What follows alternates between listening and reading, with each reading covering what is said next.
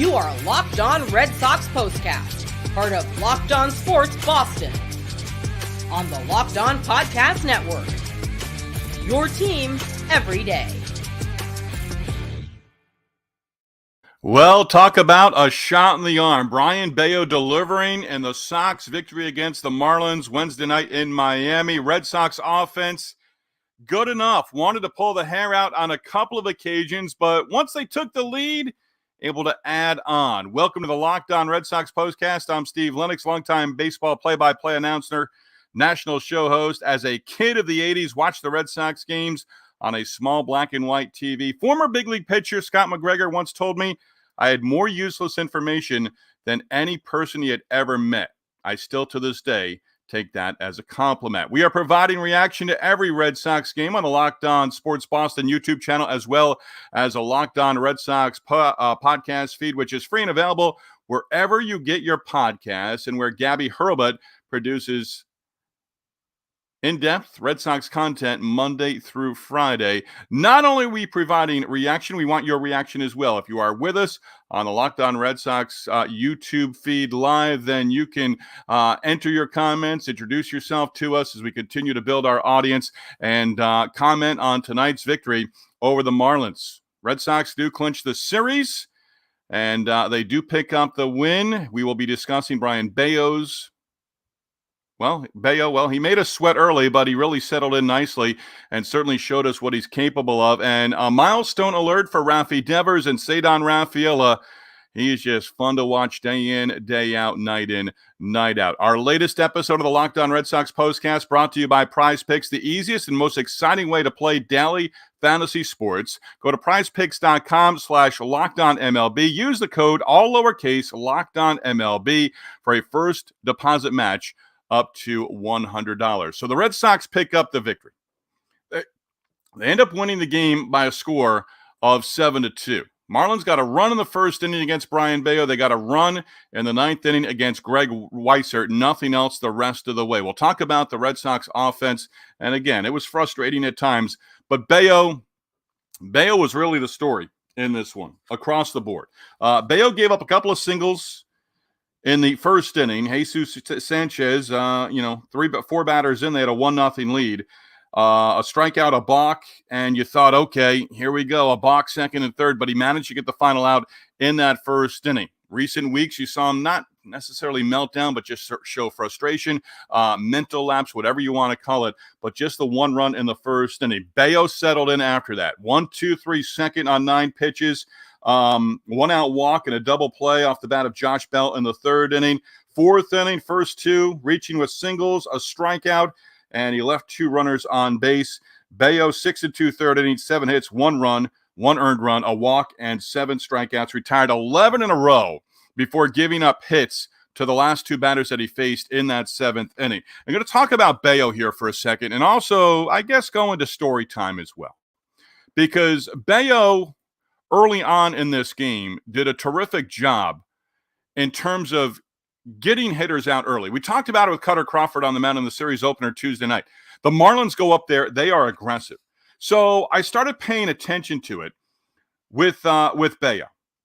Okay? So just one of the first 9 batters that he faced, actually one of the first 12 batters that he faced, saw more than 5 pitches during at bat. So during my time in minor league baseball years ago, Bill Slack, and I can tie Bill Slack to Ted Williams and the Red Sox organization, because Slacker at the time was a pitching coach in the minor leagues for the Kansas City Royals. And with that, he would tell me every once in a while, on or off in 4. That is what we want from our pitchers. 4 pitches or less during each at bat. Now, Bill Slack, many, many years as the manager in the Red Sox minor league system with the Winston-Salem Red Sox in the Carolina League. His number 37 is retired in Winston-Salem. He's a member of the Canadian Baseball Hall of Fame. He also threw batting practice to Ted Williams' son during his long tenure with the Red Sox organization. He threw BP to John Henry. So Slacker, again, on or off in 4. And a couple of years later, when the Wilmington franchise in the Carolina League was an affiliate of the Red Sox, Mike Cather was a pitching coach. And I was out to lunch one day maybe with Cat and manager Chad Epperson, and we were talking pitching, and I said, hey, have you ever heard on or off in 4. And Cat looked at me like, what does that mean, on or off in 4? Where'd you hear that before? I said, Bill Slack, he used to be the pitching coach here in Wilmington. He goes, that's where I've heard it from. Because Mike Cather, at one point, along with Bill Slack, in the Atlanta Braves organization. So on or off in 4. How does that go with Brayan Bello? Brayan Bello faced 27 hitters total. And only 7 batters of the 27 saw 5 or more pitches during at bat. That is going to benefit a pitcher over the course of an inning, over the course of a game.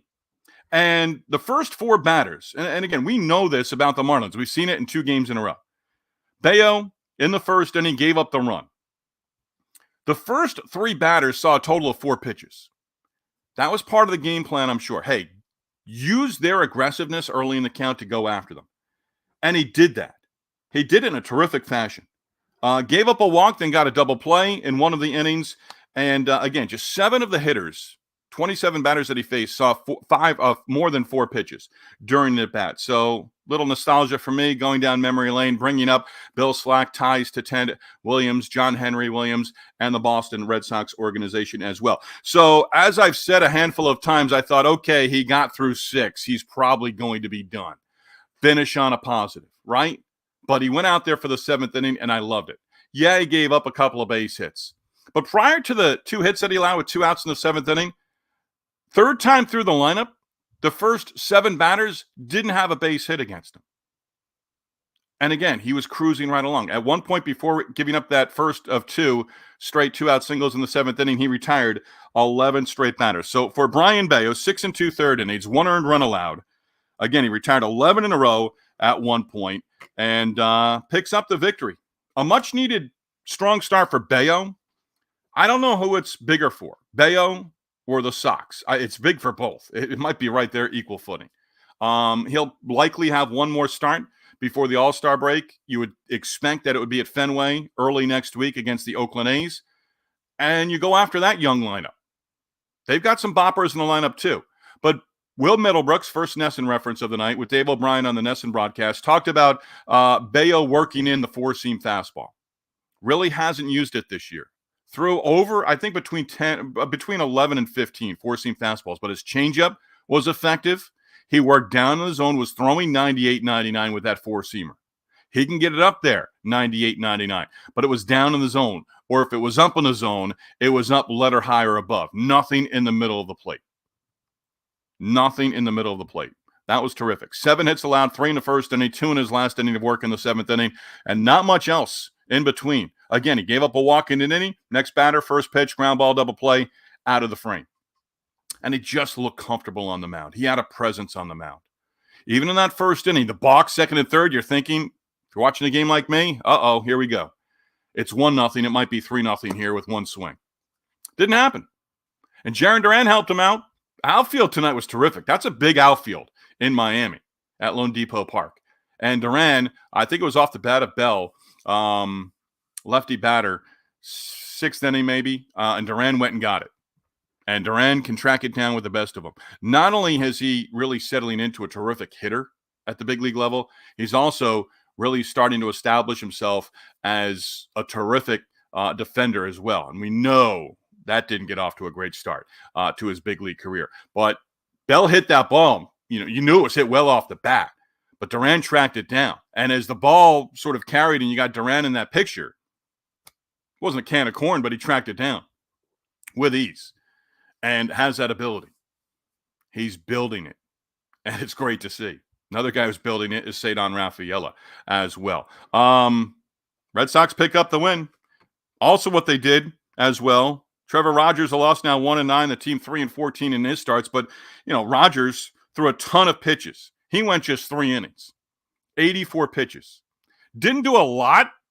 Got the offense going, got the lead, never gave the lead up once they took it, but really could have scored a lot more. 7-2 final, break it open, 4-1 lead going to the 9th inning. Rafaela comes through. We'll go with the offense here in just a few moments. But Brayan Bello, certainly something to work on going forward. And the Red Sox are now 10 games over 500 on the road this season. They've won 4 straight on the road, and 8 of their last 9 away from Fenway Park. So they pick up the victory, and again, they match their season high 7 games over 500 as well. Red Sox pick up the victory. We'll continue talking about it right here on our Locked On Red Sox postcast. On or off in 4, Bello certainly did that for the Red Sox on Wednesday night, as the Red Sox have taken the first 2 games of the series, and now we'll look for the series sweep against the Marlins on Thursday. Locked On Red Sox postcast, part of the Locked On Sports Boston Network, your team every day. We are sponsored by Booking.com. Booking.yeah. With summer travel heating up.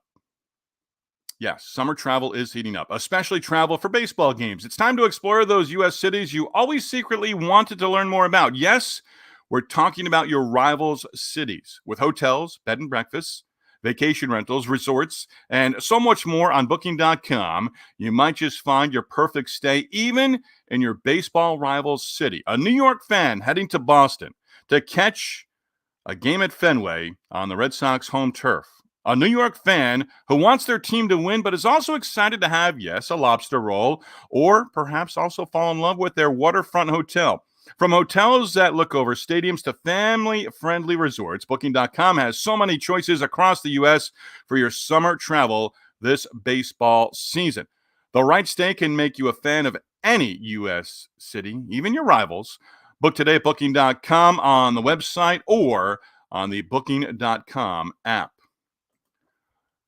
And our Locked On Red Sox postcast, recapping the Red Sox win in Miami Wednesday night, also brought to you by Game Time. Game Time, authorized ticket marketplace of Major League Baseball, which makes getting tickets faster and easier. Prices on the Game Time app actually go down the closer you get to the game's first pitch, with killer last-minute deals, all-in prices, views from your seat, and their lowest price guarantee. Game Time takes the guesswork out of buying Major League Baseball tickets. Last-minute tickets, flash deals, zone deals, easy to find and buy Major League Baseball tickets, and for every kind of event in your area. Views from all seats in the venue, lowest price guaranteed, even cancellation protection, jobless protection, etc. Game Time offers all-in pricing. Toggling this feature shows the total upfront with no surprise fees at your checkout. Seat views, get a panoramic view from your seat in the app before you buy, and the lowest price guarantee or Game Time will credit you 110% of the difference. Take the guesswork out of buying MLB tickets with Game Time. Download the Game Time app, create an account, and use code LOCKEDONMLB for $20 off your first purchase. Terms do apply. Again, create an account and redeem code, we'll spell it out, LOCKEDONMLB for $20 off. Download Game Time today. Last minute tickets, lowest prices guaranteed. So the Sox offense, one of those nights, 7-2 victory, 2 runs in the 3rd inning, 1 run in the 7th inning, 4 runs in the 9th inning. They scored 4 runs in that 9th. Dom Smith had a tough night at the plate. 0 for 4, did walk in that 9th inning, but struck out 3 times. He went down looking all 3 at-bats. The Red Sox down 1-0. Devers, infield base hit. That scored Rob Refsnyder, sent Tyler O'Neill to third base in the 3rd inning. Then Masa Yoshida reached on an infield base hit. Yoshida's starting to heat up, and I like his approach at the plate. But a little ground ball and picked up the base hit in the 3rd inning. That made it 2-1. Yoshida in the 7th inning, a ground out to 3rd with the bases full. That scored Rafael Devers. That made it 3-1. Then in the 9th inning, Devers with a triple. Rafael Devers with a triple. That scored Tyler O'Neill all the way from first base. And then Cedon Rafaela cleared the bases with a 3-run double. That made it 7-1. And then Rivera had a sac fly in the bottom of the 9th inning against Weissert. And that pretty much was the scoring for the Red Sox. But they had their opportunities. Again, they sent Trevor Rogers packing after 3 innings. He threw 84 total pitches in 3 innings. That's not getting it done at the major league level. Bello does pick up the win, but the Red Sox, this could have been easily a 15-1 game. This could have been a laugher. All right, 7-1 until the bottom of the 9th inning. Marlins get 1 more run. That was it. But the Red Sox went 5 for 20 with runners in scoring position and left 12 runners on base total. That'll drive you a little bit nuts. That's going to make you want to pull out your hair every once in a while. But they do pick up the victory, a nice win on the road, opportunity for a series sweep against the Marlins on Thursday afternoon. It's going to be a 1:10 first pitch with Nick Pivetta getting the start. So if you look at the Red Sox starting pitchers over the last handful of games, Tanner Houck scheduled to go Friday in the series opener against the Yankees in the Bronx. So Houck last time out took the loss. 4 1/3 innings, 8 runs, 7 earned. That was on his birthday last weekend. Then Winkowski. Josh Winkowski is the guy who's got this latest stretch of 3 straight quality outings for the starting pitchers. And Winkowski, he only went 5. He doesn't really get credit for a quality outing. He could have gone 6 innings. He threw 58 pitches. He left on a positive note. Okay? I'm calling that a quality outing. He went 5 scoreless against the Padres. And remember, the Padres in the previous 2 games against Pivetta and Houck, all sorts of offense. 20 runs and I think, 15 in the 5th inning alone in those 2 losses last Friday and Saturday at home at Fenway. So Winkowski, a victory. Crawford, a win on Tuesday night in the series opener. Bello picks up the win as well. His Bello earning the win for the Sox. And, overall, Bello, he's been solid this year. His 8th win on the season. But his ERA is still right around that 5 mark. You'd like to see Bello 14, 16 wins. ERA, let's see if he can trim a run off that earned run average over the course of the rest of the season. Second half of the season. If he's pitching and winning games and his ERA is a run less mid-September, late September, Red Sox are in the postseason. Might be just a wild card. I don't care if you think that's an asterisk next to it or not.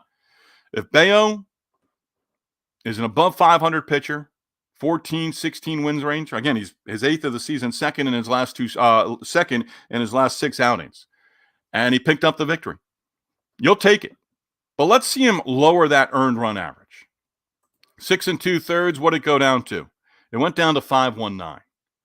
So I'm not doing the math right now, and you don't want me to do the math right now. But overall, the way Bello is capable of pitching, everything was working. 4-seam fastball, first time this year. Will Middlebrooks mentioned that on the Nesson broadcast with Dave O'Brien. Touchdown that already. The changeup, the sweeper. Those pitches that he has the ability to throw. And, hey, everyone can hit 97, 98 in the major leagues. That's nothing new. It's not. But it's about location, just like in real estate. Pitching, location, location, location. Bello, much better with the command down in the zone. I think he was almost 1 for 1, ground ball, fly ball, outs over the course of the game. Let's talk a little Masa Yoshida. Couple of base hits, 3 hits in the opener, 2 hits, 2 RBIs in game 2 of this series, and now 11 hits over his last 7 games. And like Bello on the mound Wednesday night, just looks more comfortable at the plate. His approach, able to go the other way as a left-handed batter, stay on that pitch, let it travel in the zone and go the other way. Again, a little squibber, picked up an RBI base hit, but he put the ball in play. And I'm liking Yoshida right now. There's a little bit more pop in that bat. He's a doubles guy. He can certainly pepper the Green Monster at Fenway. We've seen him do it. But imagine that bat comes along just a little bit more.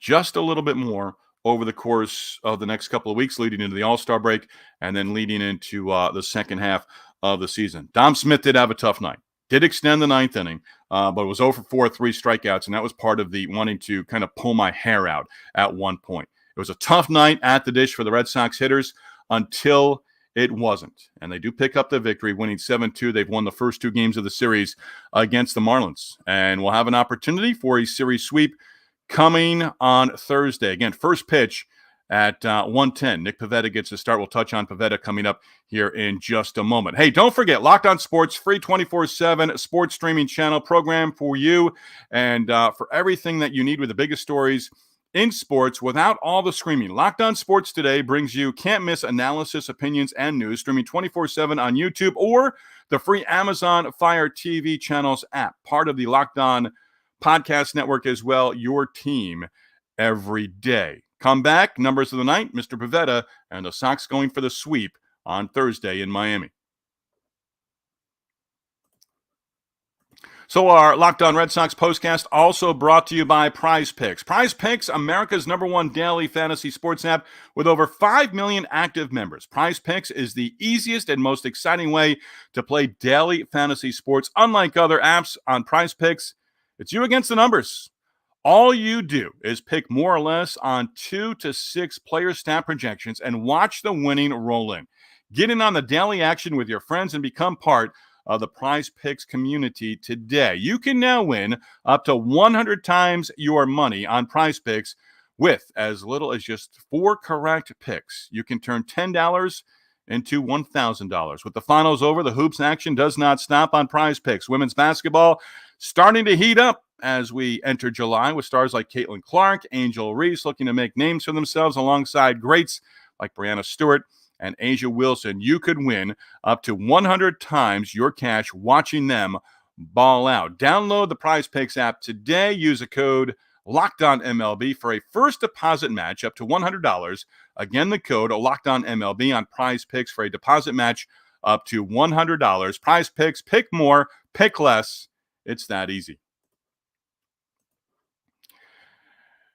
So we have given you a lot of numbers already, but the Red Sox picking up the victory against the Marlins on Wednesday night, 7-2 the final. Red Sox 46-39, 7 games over 500. Once again, they've won 4 in a row on the road, and the number there 10. Now 10 games above 500 away from Fenway Park. A streak did come to an end for the Red Sox in the 7-2 victory. They had at least 1 home run in each of the previous 12 games at a season high, and 22 home runs over the course of that 12-game stretch. So that does come to an end. 17, the number for Connor Wong. He's now hit safely in 17 straight games for the Red Sox.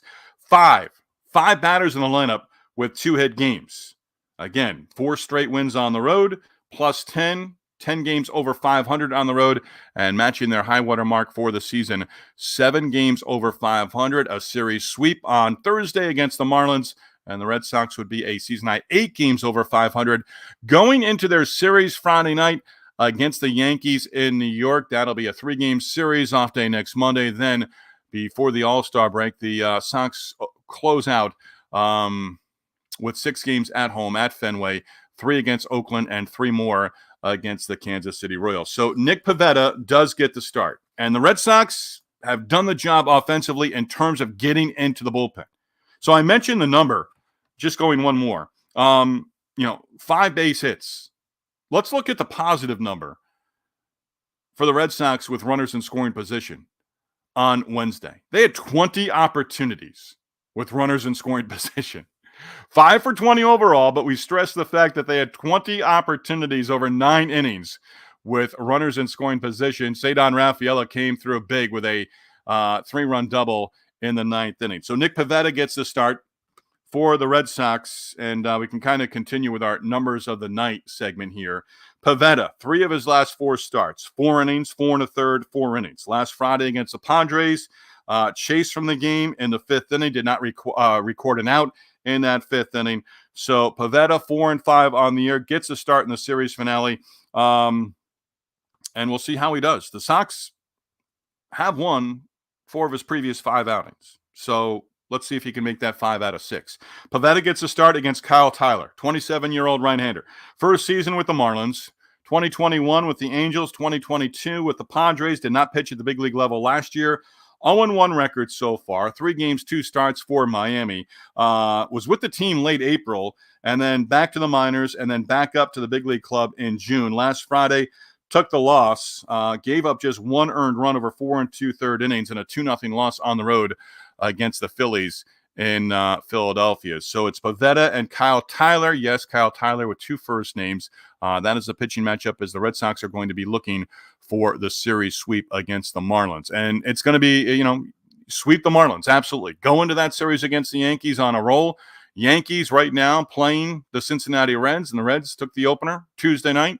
Did not see the last time. I think the Reds had a 1-run lead. So the Yankees are sort of scuffling here.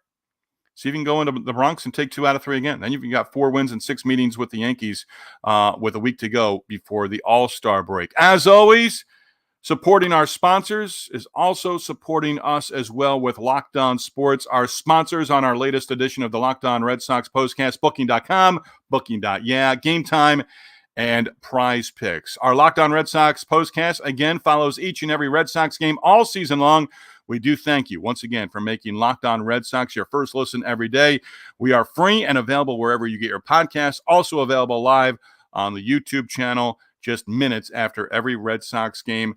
Locked On Red Sox Postcast, part of the Locked On Podcast Network, your team every day. Red Sox Marlins wrap up their series Thursday, Independence Day, first pitch from Lone Depot Park at 1:10. Nick Pivetta gets a start for the Red Sox as they look for the series sweep. Again, we will go live within minutes of the last out for the series finale on Independence Day with our latest Locked On Red Sox postcast. Locked On Sports Boston, the number one place to hang out immediately after every game. Locked On Sports, your team every day.